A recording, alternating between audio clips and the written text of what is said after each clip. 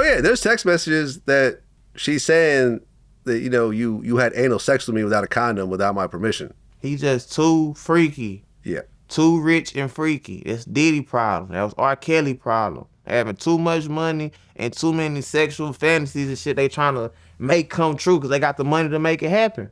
And you know what bitches will do for you when you know you got some money? Everything. A bitch do anything you tell her. But you know what I'm saying? Hey, some people just fetishes a little deeper than others. Shannon Sharpe, you tripped out. He a victim of his own, you know what I'm saying, sexual escapades.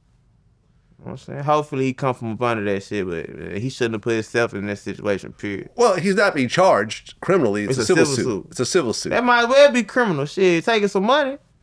Well, yeah, apparently, and this is something he released himself, they offered her $10 million and she turned it down.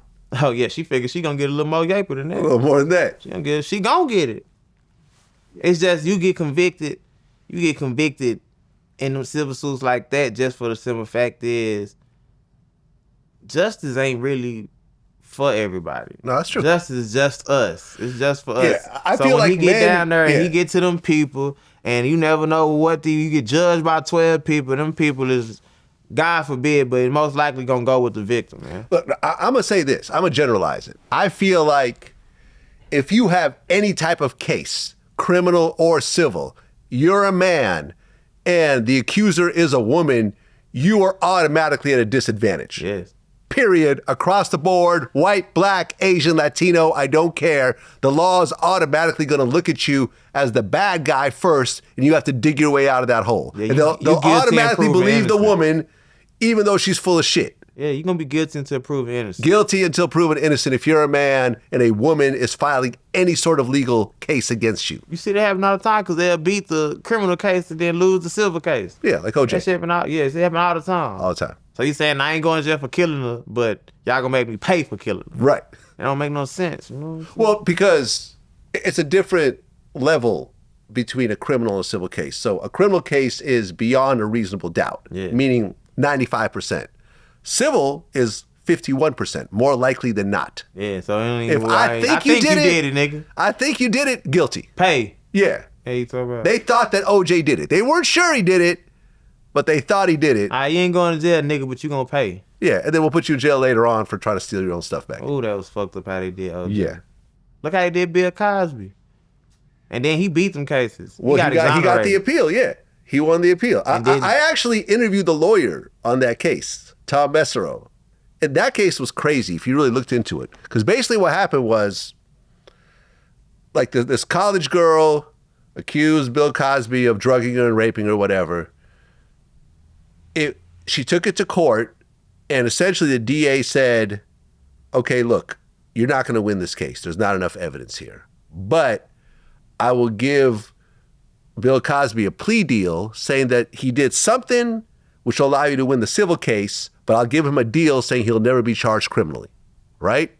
Everyone signed off. She got a big bag of money. That's it. It was done. Years later, the judge who hated the DA, they had beef over I think they were sleeping with the same woman. I think that the DA slept with the judge's wife or some weird shit or whatever else. I gotta suffer because y'all having a little time. Yeah, because he was mad at the DA. He said, I'm throwing out that plea deal and I'm going to recharge him. Bill gets convicted. He goes to jail. He appeals. The Supreme Court of Pennsylvania said he should have never been in jail. He got a plea deal. The DA who gave him the plea deal said, yes, I gave him the plea deal. Nobody denied the plea deal. So they just let him out. They basically said he should have never been locked up in the first place. He could have sued. Because, he could have sued, exactly. He chose not to. Plea deals is a cornerstone of the legal system. If you just throw out plea deals after the fact, you might as well just throw everyone in jail when you feel like it. You might as well turn this into Russia or Saudi Arabia. You know what I'm saying? Plea deals is the reason that Samuel the Bull can talk how he talks. I've interviewed Samuel the Bull after he killed all these people. Yeah, but 19, we don't care. 19 people, I think. See, the feds is how dirty the feds. You can't do that in the state. See, in Texas, if 3 people in here, I'm gonna use y'all 3 because I know y'all ain't doing nothing. So I'm gonna use y'all 3. So boom. If, God forbid, one of y'all kill somebody and then the other 2 don't call the police, y'all get charged. Everybody get charged with the same murder. Oh, because they needed to call the police. Yes. Or else they're somehow involved in it. You're involved because Right. you didn't call. Okay, now say if he's a security guy right here, say he was the actual shooter, God forbid, and y'all two told on the shooter, but he stay stiff and don't tell. He can beat the case because he never placed himself on the scene. He let his lawyer do the talking. Uh-huh. But y'all done place yourself on the scene, so y'all can't never take them statements back and say that y'all wasn't there. Y'all two will get convicted and go to jail forever, and he'll be at home. Wow. That's how Texas That's works. crazy. But see, in the feds, whoever tell get the best seat. You can tell, like you said with Sammy the Bull, we don't give a fuck that you killed all them people. Because we don't really give a fuck about you. We want John Gotti. Oh, yeah, no, he told. And I remember I even asked him, I said, look, okay, the John Gotti situation, you're saying you told on him because he was going to turn on you and put you, blame you for all the murders, whatever. But you took the stand in like 10 different trials with all types of mafia bosses that you didn't even really know. None of these dudes. He's like, and then they try to talk out of it. Well, I was the only person to take the stand and they would have gotten convicted anyways. And, they walk around and talk around and so forth. But listen, at the point that you start cooperating, and that's the crazy part. I remember I interviewed this one dude, right? He was like the longest running mafia informant ever. God damn. with the government, right? He a world record rat. Joe Baroni. He was the FBI's longest serving informant ever. And what he said was very eye-opening. So everyone who's listening to this right now who's considering to be an informant to get out of something, I want everyone to listen to this very carefully. At the point that you start to become an informant, the authorities decide when it's over. You're not just going to be an informant for 2 weeks. It could stretch out for years. They decide when you're no longer an informant. Do you see what I'm saying? Like in them TV shows and shit. If they need like you, they still be coming back 10 years later. They'll bring you back and and have you keep doing it. And it's not really a promise. It's not like, okay, I'm going to be an informant. I'm going to sign a deal. No jail time. We're done. No. All they could do is go to the judge and say, all the shit you done told and on. say, listen, informant A here helped us out in these 3 cases. Can you please give him a lighter sentence? The judge says, no, fuck him. Okay, well, we did our job. You know what I'm saying?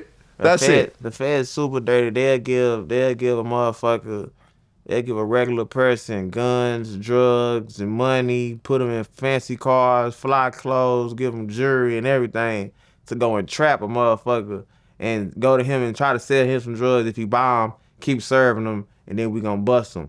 Like, damn, y'all ain't turning motherfuckers into drug dealers. The fact that motherfuckers really know that Snowfall is based on a true story about Freeway Rick Ross. Yeah, I know. Yeah. And the fact that people know this and it just go one ear and out the other, or they just overlook it, is insane to me. Like, this is really what your government doing.